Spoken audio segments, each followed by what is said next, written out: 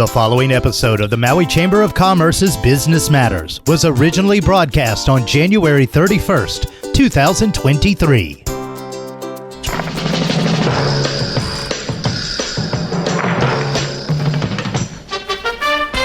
It's time now for Business Matters, brought to you by Mokulele Airlines with your host, Pam Tumpop. Good morning, Pam.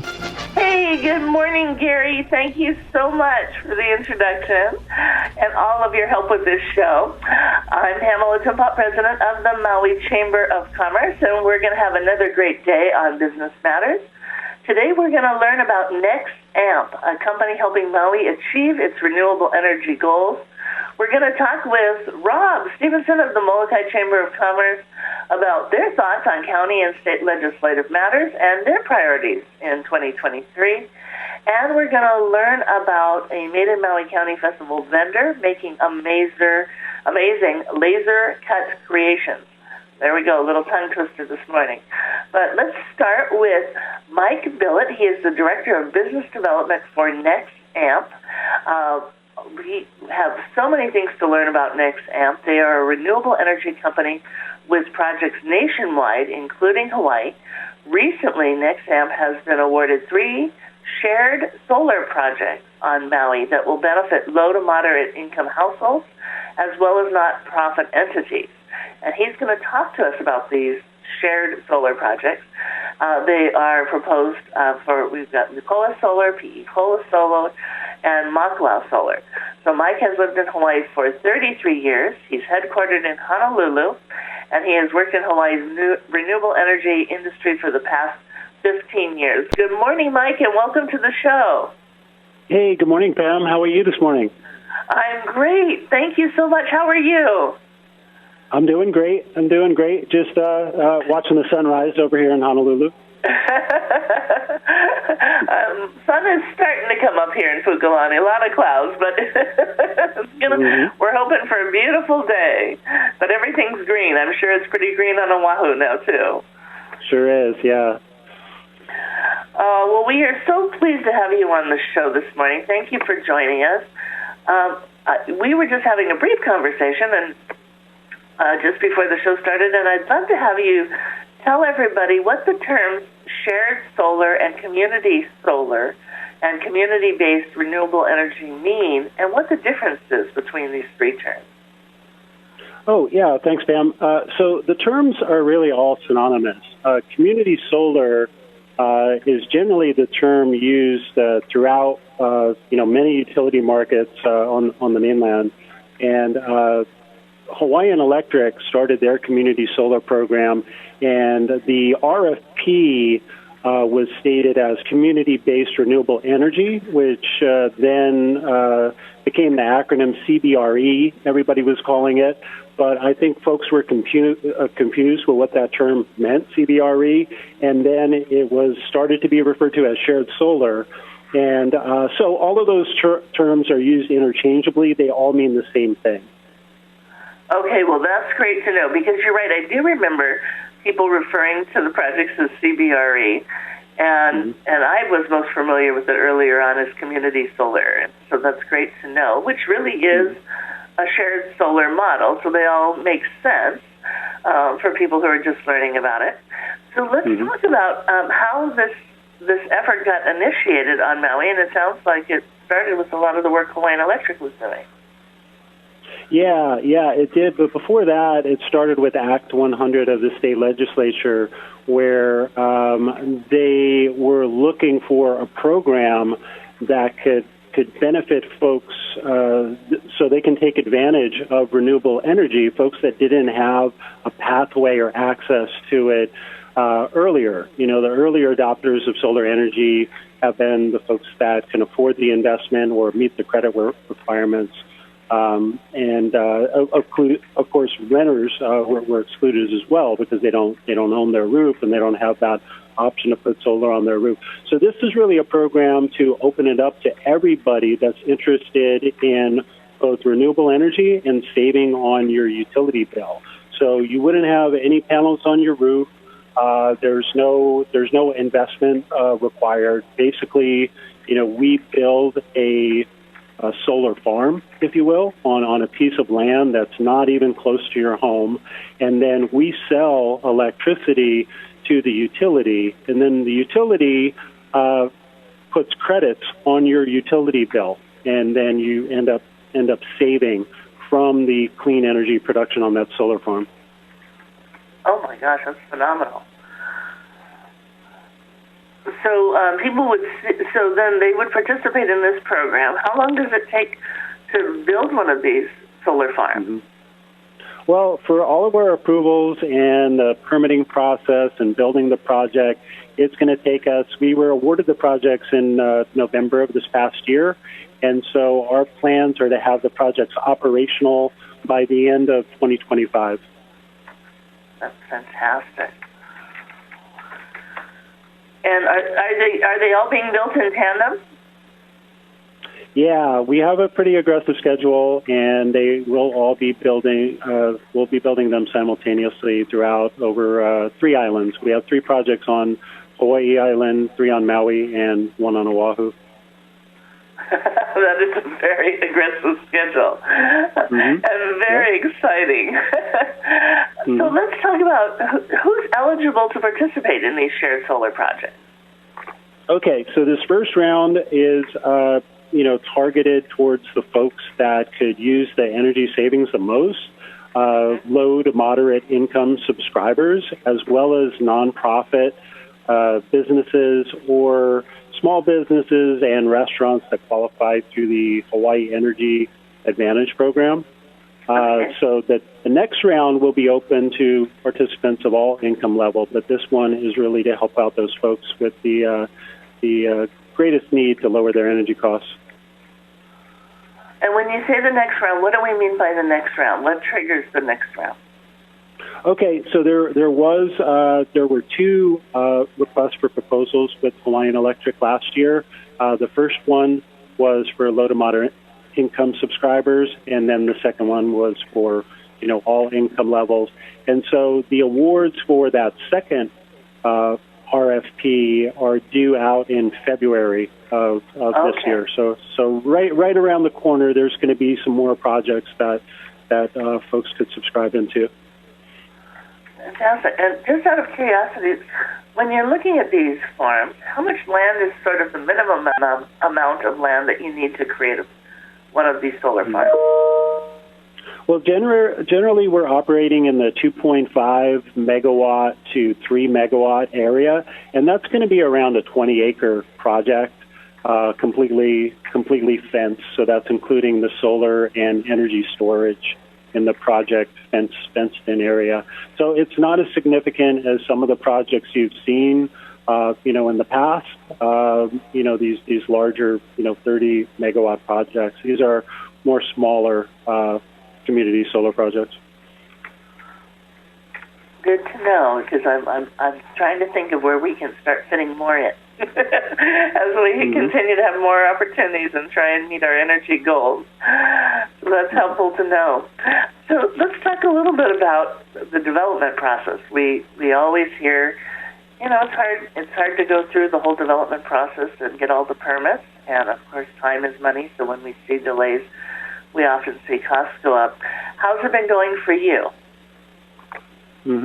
Well, right now we're actually we're just in the negotiations process for the agreement with Hawaiian Electric. After that, most all of our projects will go through a Public Utility Commission approval process. The smaller ones, 2 on Maui, I believe it's Makawao and Piholo Road, they're considered smaller, and it's in a standard form agreement that's already been approved by the Public Utility Commission, or at least that format of the agreement. So those are the approvals on the utility and the regulatory commission side. And then we are also looking at environmental and state historical preservation department approval process, and then our building and electrical permits. And so we'll go through all the regulatory compliance, all of the environmental and cultural impact studies to make sure that if there is any issues, that we're mitigating any of them. That's so important to our community, and we know that those processes. I know there's bills to try and help speed those along and look at the process these days and figure out whether it makes sense to have it done on a county or state level. So there's some exciting legislation this year to watch on that and see what happens. Not to avoid the process, but just to streamline it to make sure that it's being handled properly, but that it's not waiting when it goes back and forth between Maui County and the state. So we were talking a little bit about this on when you expect these projects to go online. So you were mentioning 2025, which is very fast-paced to get these all online. So tell us a little bit more about what it takes to make that happen for them to be operational. For them to be operational, well, we have to complete the engineering of the projects. We have to go through interconnection studies with the utility to make sure that the appropriate infrastructure upgrades are in place. And then we actually have to, hire a lot of folks locally. I mean, our plans are to hire locally at prevailing wage on all these projects. So we're actually bettering the community as well by bringing, jobs to the community that pay well. And then even after they're operational, we will be providing all the operations and maintenance on the project. So that's a future opportunity there as well. That's fantastic. How many people do you think you'll hire with all these projects on Maui? All the projects, it's tough to say on the crew, but I would think upwards about 30 to 50 people, in terms of full crew, construction operations and maintenance, and et cetera. And not to mention our local consultants that we work with on the civil side and the cultural impact studies. Yeah, it's a lot of layers and a lot of different types of skill sets involved. But it's great to know that you're looking to hire locally and that this would be a new career opportunity for many folks. We keep right now. We've got so many people struggling to find employees, and a lot of employees wanting to do some new jobs and have new careers. So this is great. I'm just wondering about our local college in UHMC, and are you aware of any efforts to gear people up for this industry specifically? I'm sorry. Could you repeat the question? I couldn't. I was just wondering if you've had connections with our local college, the University of Hawaii Maui College. We call it UHMC, and if they've been doing any work to gear people up for this industry. No, we haven't made any connections there, but I would love an introduction to talk to them because, the project does also offer, community benefits where, offers the opportunity for educational learning experiences or tours, if the community is interested in that, perhaps developing a curriculum for schools or as well as job training opportunities. Yeah. So we definitely love an introduction there to them. We will make that happen for you. I'll talk to Amber of our office, and we'll make sure that we connect you with Chancellor Hokuano there. That would be great because I think that that sounds like there's great opportunities for partnerships. Yeah, definitely. I'm excited about it. Would be helpful to share with people who aren't familiar with community solar projects that would really kind of help them better understand the benefits. Okay, yeah. I mean, the benefits are many. I mean, you have your increased environmental quality, economic sustainability within the community. So those are the big ones. First you're going to have, instead of using, fossil fuel energy, you're going to be using clean, renewable energy. It's going to contribute to Hawaii's Clean Energy Initiative goal of 100% renewables by 2045, mitigates impacts of climate change, and also increases grid stability because we will, as we go through developing these projects, we're going to be improving the infrastructure and actually the utility, because part of this RFP, the utility offered to pay some of those interconnection costs for upgrading. And so you're going to increase your grid sustainability there. And then on the economic sustainability, you've got savings on your energy costs for both residential subscribers and nonprofits and small businesses. And then we have a local labor commitment to hiring locally and paying a prevailing wage. So there's definitely a lot of project benefits, I see. It really is phenomenal. And I know sometimes people worry about putting solar on their roof. And again, with this, in these shared projects, it's a solar farm. You don't have to put it on your roof. You don't have to worry about all that upfront investment. So it is really exciting to know that you've got these projects coming online in Maui, and we're going to get to see them very soon in 2025. I know right now sometimes that's just 2 years out, folks. So to get this all in 2 years out, it's going to be something to watch. So, Mike, thank you so much for joining us this morning and telling us about NEXAMP. It's been great to have you on the show, and we're excited to see these projects. And of course, folks, I do want to just say, as Mike also shared, going through the development process, there's going to be opportunities to ring in. So we hope everybody will share and lend your support to these projects that are going to do so many great things for our community and help those in the lower AMI levels, have an offset as they get into apartments and other housing options. This is going to be a tremendous help for them. Definitely. Well, thank you. Mahalo so much, Pam. I really appreciate the time here and the opportunity to talk to you and share this with the community. So I appreciate it. Let me know. I'd be happy to come on your show anytime. Bless you. We will have you back so we can hear updates. Absolutely. Thank you again, and you have a beautiful Maui day. Mahalo. You too. Thank you. Aloha. All right, we'll be right back after a brief message from our sponsor, Mokulele Airlines operates the largest commuter airline hub in the country, right here in Kahului. Fly Mokulele from Kahului to Molokai, Lanai, Hana, Waimea, Kona, and now Hilo. Mokulele also operates the only flights between Kapalua and Honolulu.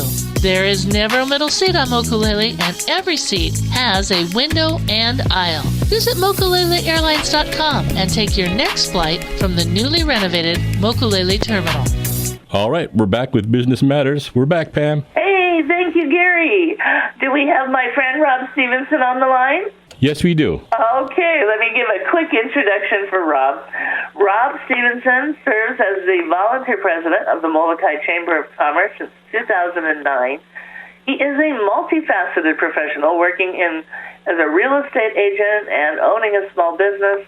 In addition, he actively contributes to several community organizations on Molokai and advocates for the island at both the local and statewide level. And while I have not had the great pleasure of listening to him, I also hear he is a phenomenal musician. Good morning, Rob, and welcome back to Business Matters. It's great to have you on the show again. Good morning, Pam. Thank you for the opportunity. We're grateful to be here with you as well. Oh, it's always a pleasure to have you on. Well, let's talk about, we're in the start of this year's legislative session, and we have a new county council makeup. So we'd love to hear what some of the priorities of the Molokai Chamber are this year and how you feel we can best work together between our organizations, but also with the new county council and, of course, the legislative session with many freshman legislators as well. Yeah, it's an exciting time. The new county council is in session, and it seems that we have a very reasonable council right now who is open to listening to the community and working with not only the business community but all aspects of the community. And we look forward in working with the county council to address many of the challenges that we see here in the business community and the entire community here on Molokai. One of our priorities, which has always been a priority, is the cost of doing business and business mandates and any type of legislation that could increase the cost of doing business. So we're always happy to chime in on those types of bills and initiatives. But some of the other things that are really important to us here in the community, affordable housing is a really, really big priority for our island. And unlike Maui or some of our sister islands, the need for affordable housing here on Molokai is unique because we don't have any new housing subdivisions planned. So there's no new housing developments planned. It's more using existing land and infill development for people to be able to build affordable homes. So we're in a bit of a unique situation here as opposed to, say, some of the places on Maui that have some new developments coming up. So are you, since you're using existing land and you're infilling, tell us a little bit about that. So you've got spaces. What are you looking at for your new developments? I think anything that we can advocate for individual homeowners now.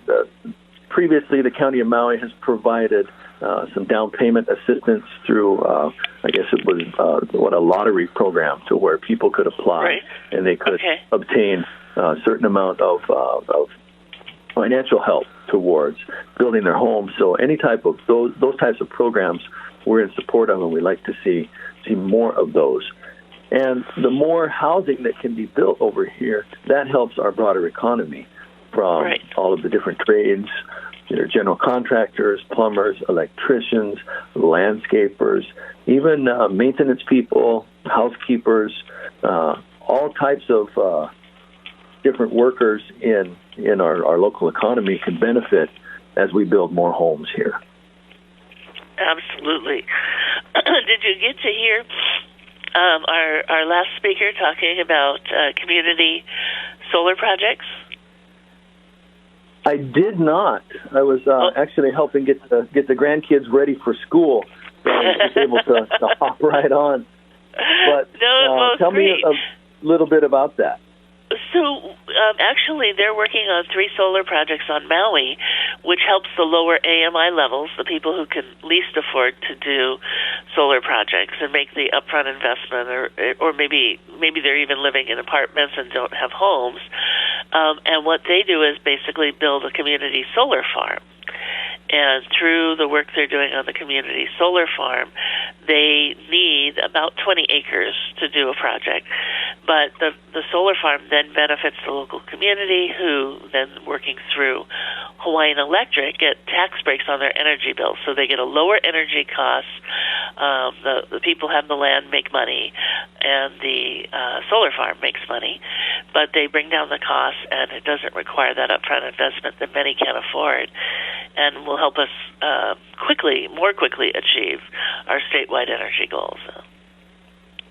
We do have something like that here on Molokai, and it's cooperation between Hawaiian Electric and Oahu. Pardon my pronunciation. Oahu Energy Cooperative here on Molokai, and it is a community-based renewable energy project. So it's exciting that many of our community members who haven't had the ability to put rooftop solar on their homes will be able to take advantage of these programs to help lower their energy bills and help us get toward our sustainable energy goals. So those are really exciting programs, and we're delighted that Molokai has the opportunity to participate in that program. Yeah, I think they're phenomenal. So, we were talking about housing, and we were talking about the great need for housing, and that you're not seeing new developments planned on Molokai. So what do you think needs to happen next to move projects forward? Given the infrastructure here, and given that we don't have any new developments, I think the most important thing that people can do is look at it individually.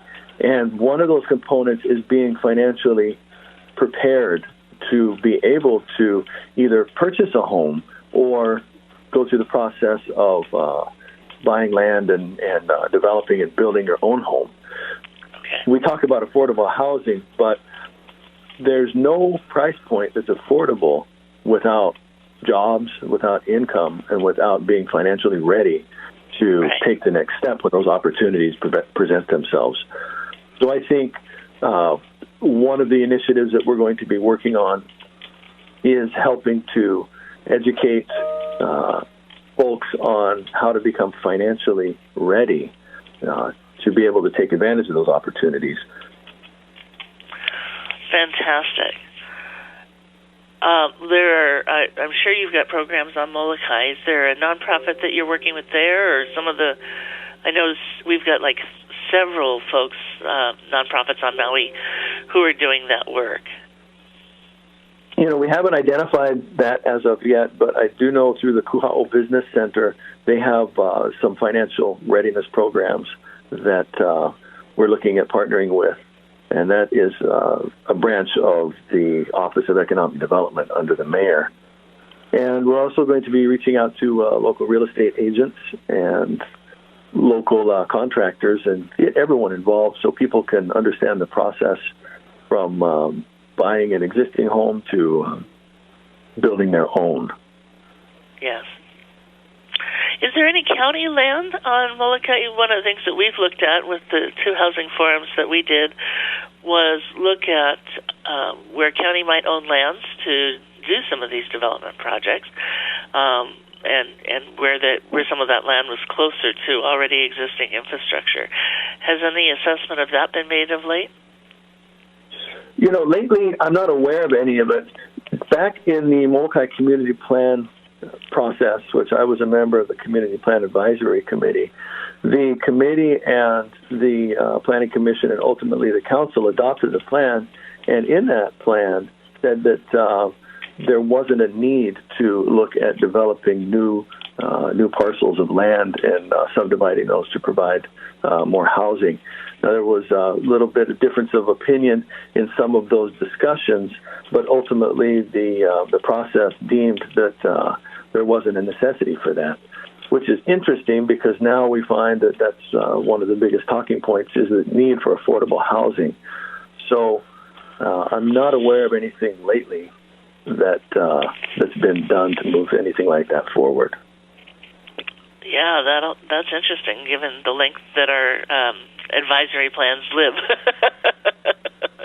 It really is, and it's a bit frustrating and a bit challenging because you hear people talk about the need for affordable housing, but many times when affordable housing projects are proposed, and there was a project that I was involved with that we were looking to develop a 16-unit affordable housing apartment complex several years ago. There was a lot of opposition from the community and even community leaders that determined that we didn't need any type of new housing. Yet some of those same people are now talking about the need for affordable housing, but they didn't take the opportunity to develop it when it was there. So we face a lot of those challenges similarly where there's a lot of talk around a certain subject, but when it comes to taking action, those opportunities aren't taken advantage of. Sadly, we see that here, as you know, as well. And unfortunately, what then happens is when the dawning comes where we understand, hey, we're way behind on the housing need, now some of those opportunities that once penciled out no longer pencil out.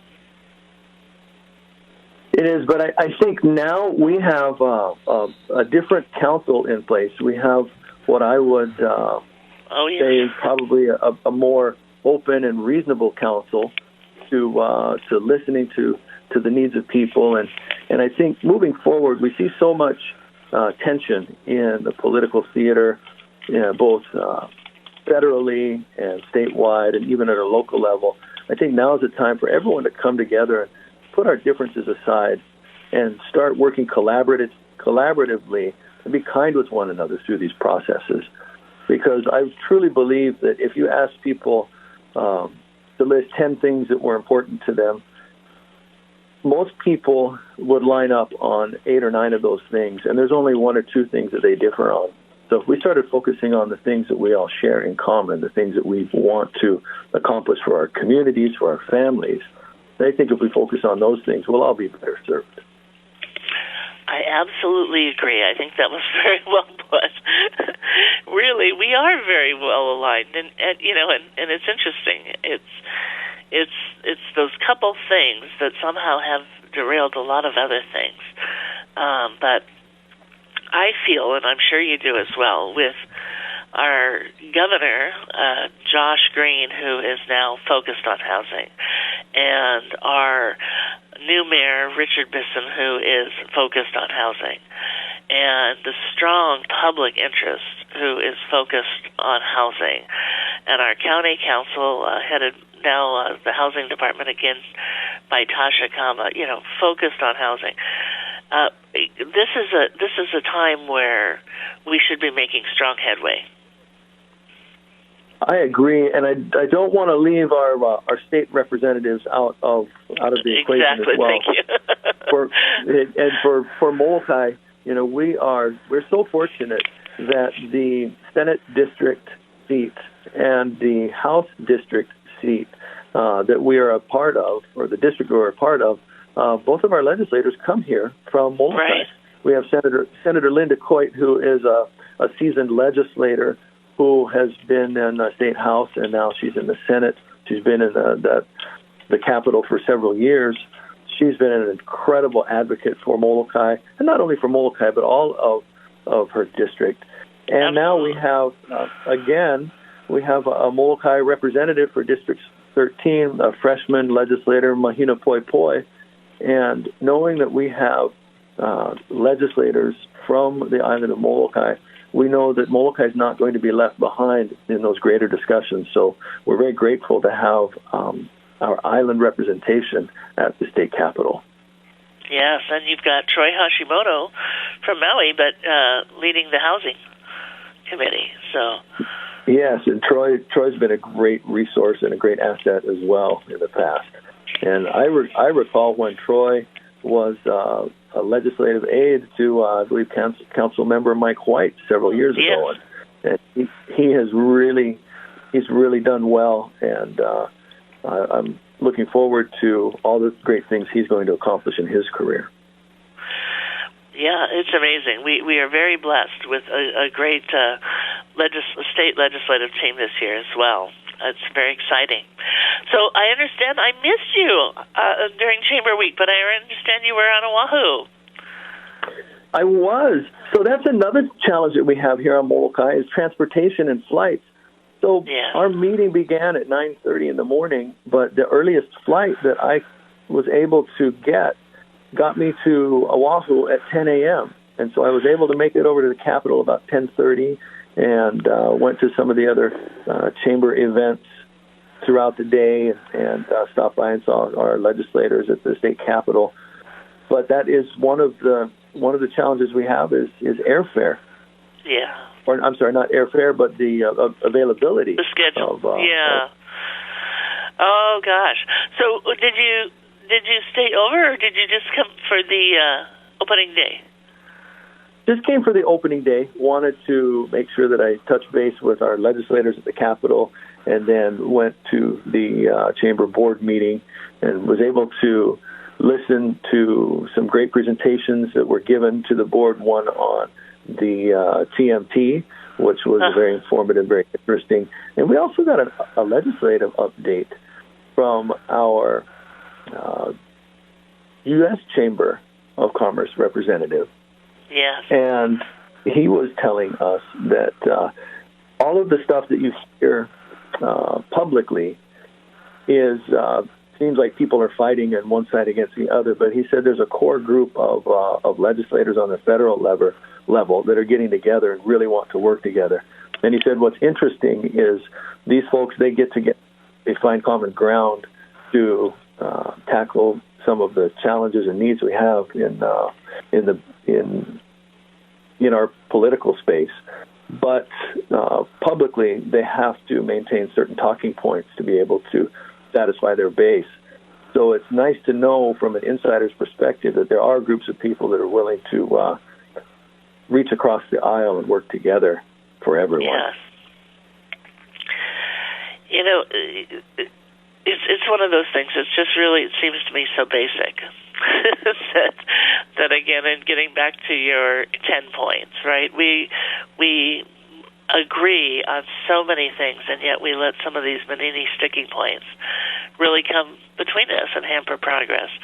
So it's, you know, people get very frustrated these days watching what's happening on the federal level, watching what was happening, you know, on the county level, and seeing a lot of things just not making the same headway that had been promised in prior elections. And this is our time. This is our time to come together. We know what we didn't get done. We know the possibilities ahead of us, and we can really unite and find that common ground. So it is exciting, and it's frustrating to hear that, of course, like you say, that as we watch, we're going to still hear things that we don't agree with, and they may not even agree with it, but they need to do it for the political reasons. And if we can just get beyond politics to do the work of the people, it would be just a different world. But I couldn't agree more. And one of the things I think that's important to note is I try not to use the word fight. I try not to fight for anything or fight for a certain cause, because in a fight there's a clear winner and a clear loser. So I think if we can change our mindset from fighting for something to advocating for something, once you start to advocate for something, then there's no winner or loser. There's just forward progress. But if we continue to fight for something, then someone on the other side is going to lose. But if we advocate for something, we can advocate for our position, and we can also support someone else advocating for their position where no one loses. So I think if we can change that mindset from fighting to advocating, might make a big change. I think that is very poetic and well said, and I agree wholeheartedly. And I also want to add that, again, if you're advocating, and we are all living here in the Aloha state, if we can keep the Aloha spirit in mind, we don't need to be unkind to people or attacking people in the process. We need to be hearing each other and trying to find, listening to their points of view, because that's when we get to winning solutions. But so many times people are getting, even with the council organization, and the testimony last Friday, things were getting ugly. And we don't need to do ugly. We need to hear each other and be kind to each other and really, embrace the Aloha spirit and find ways to work together. But I think you're right. If we can advocate, that's the way to move forward.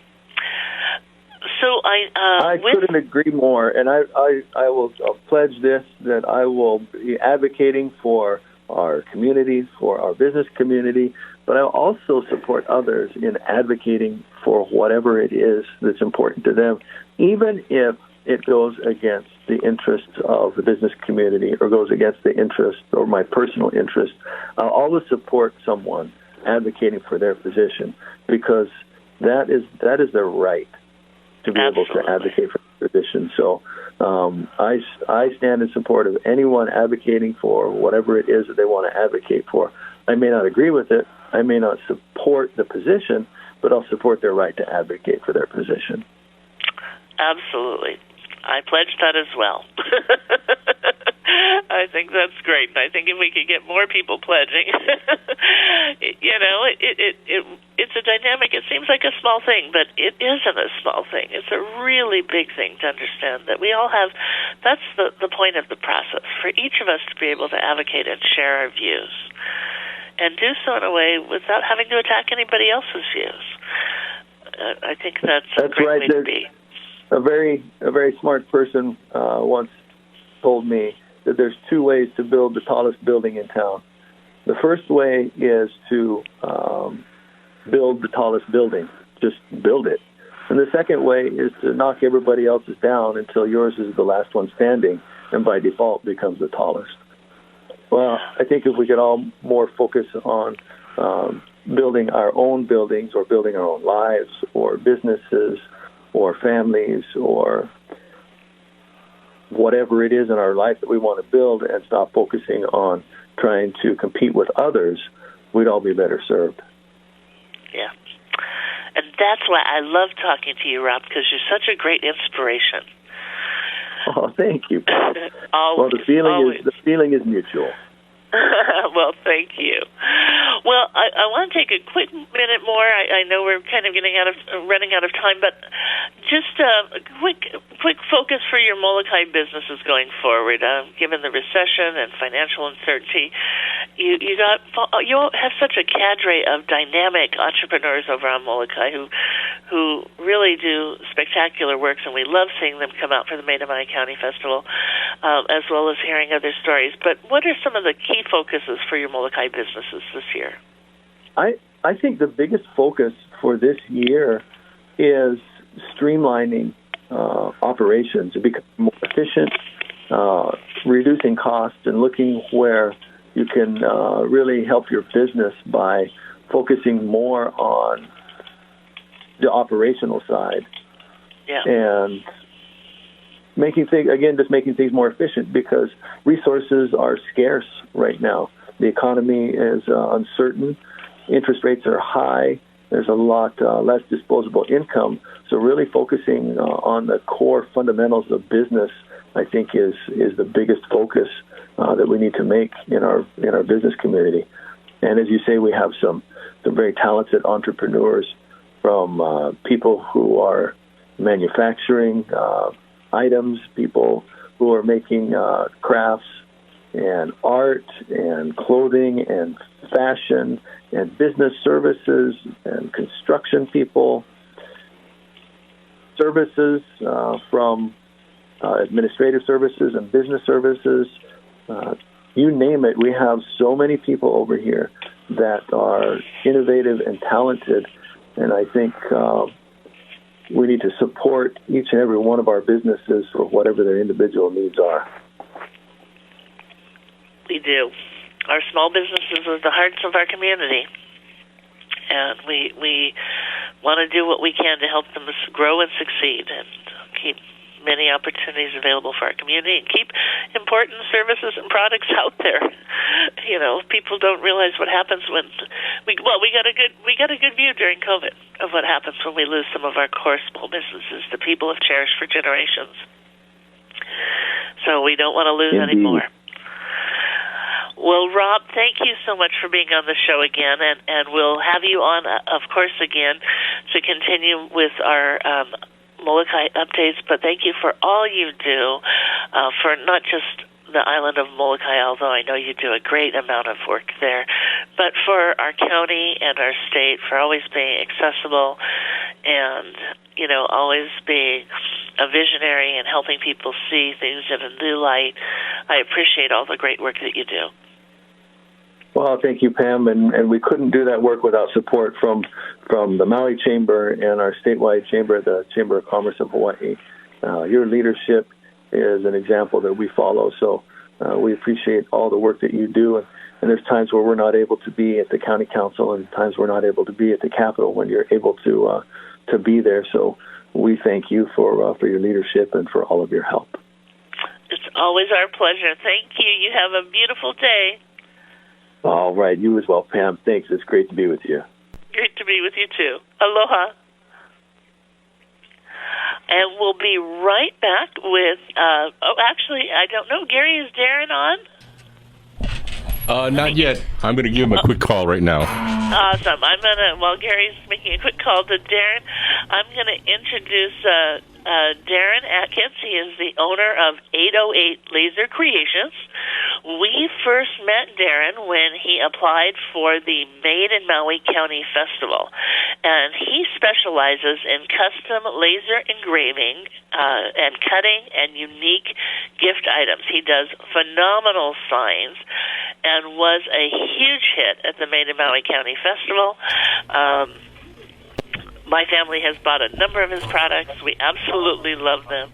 They're great for indoor signs and outdoor signs and just fun things all about Hawaii. And we have Darren on the line right now. And so with that, we'll welcome Darren. Aloha and good morning, Darren. Aloha, good morning. Great to have you on the show. I was just saying how much we absolutely love your laser creations and have some in our household. Can you tell us a little bit about your products and what inspires you? Well, I'm inspired by a lot of things. I owned a sign company for 20 years, and I kind of wanted to bring my experience in signage to people and people's houses. I wanted to make it a little more personal. I know everybody likes to see their name in lights, so to speak, and I thought, what better way than to start making items that can go in people's houses that are personalized. Well, you certainly do that, and with Hawaii Flair. Tell us a little bit about your core products and what people like to purchase most. Actually, my most popular item is the cutout of the island chain. As you know, those of us in Hawaii have a lot of pride in our islands, and we like to display that. So we have done several of those, and along with customizing placards that have the Ohana name with Monstera, etc., turtles, hibiscus, just all kinds of different Hawaiiana. Yeah, we love them all. Tell us about this year's Hawaiian Airlines Made in Maui County Festival. How was this first live experience for you with the big show? Oh, it was great. It was great. We met a lot of people, had a lot of fun. We got some really good, solid wholesale accounts, and I've done a lot of shows like that over the years with other businesses, and this was probably one of the most organized events that I've been to on Maui. Good. I'm glad to hear that. Yeah. Well, and I'm also glad to hear that you got some good wholesale accounts. Yeah, I told myself a while ago I wasn't going to do wholesale, but as my business grows and the demand for the product grows, it's really a good way for me to get my product out there. Yeah. I think, it's hard. I know it's often hard for many of our small companies to think on that scale. And it's a different model because you have to have a margin for wholesale so that it still makes sense as you ramp up larger quantity production. But what we have found over the years is that some of the great successes we've seen out of the Made in Maui County Festival is really when people were open to that wholesale model, because while we often hear people make more money at this show for the year than maybe they make all year at the swap meet, what we then hear is when they can get into wholesale, how the dynamics in their lives change, how they can go from maybe a hobby business to a full-time business, or it's better able to sustain their household. So it's great to hear that worked for you. Yeah, it's definitely been a game changer for 808 Laser Creations. We do have a shop in Kahului, and we were trying to make the transition from the swap meet and shows, etc. And the Made in Maui County Festival has been an integral part of that for sure. Oh, I'm so excited to hear that. Now tell us about your shop in Kahului. Where are you located?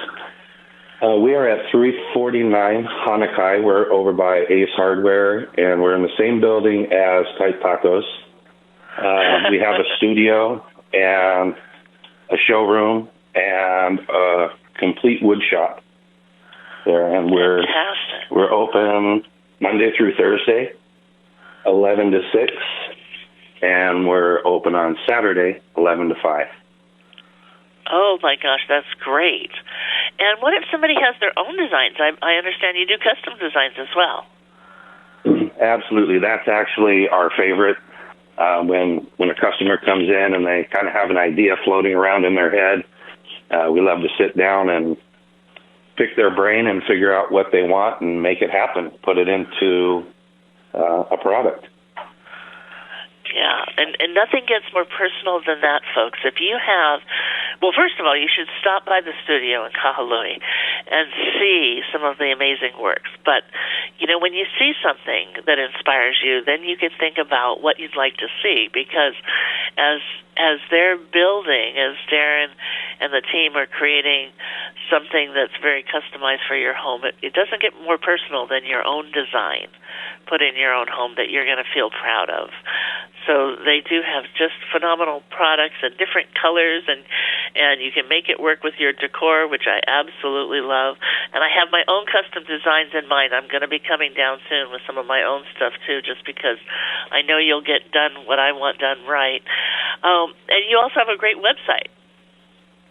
Well, thank you. We're actually in the process of updating the whole thing. That I've taken on a social media and website manager. So we're going to, because we've been getting so busy that I've been kind of slacking there. But, I don't update it as often as I should. So that's all going to change in the next month.